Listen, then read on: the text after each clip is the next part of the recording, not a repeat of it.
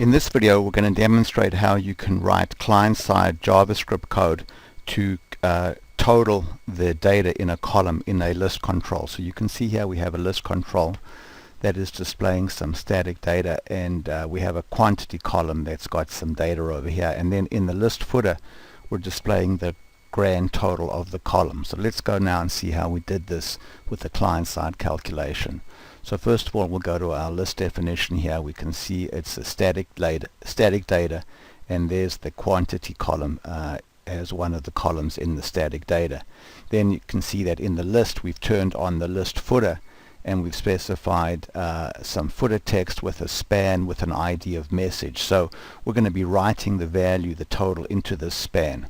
So now we'll go to the list events, and we'll just click on list events here, and we can see that the two events that we've used are the onBefore list draw.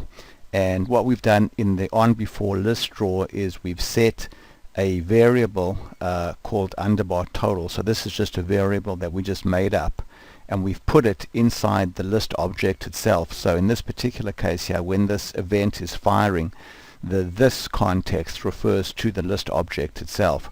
So we've initialized that variable with just the value 0.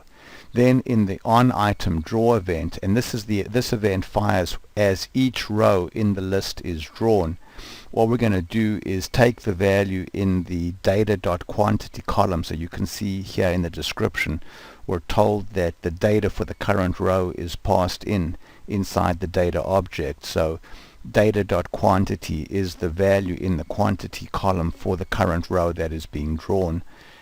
So we need to convert that into a number, so we can do arithmetic on that. So we use the JavaScript number function, and then we just take the value that's in that variable and we just add the total to it, and then we get a pointer to the message element, and we update the inner HTML with the value this dot total. So as each row in the list gets drawn, this accumulator variable gets incremented, and we write the value into the placeholder in the list footer.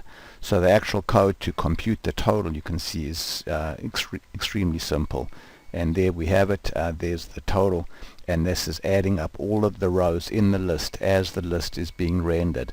So this technique is going to work fine for lists that display all of the data, but in the case where a list is paginated, if you want to just simply show the total of the current rows that are being displayed, you can use this technique.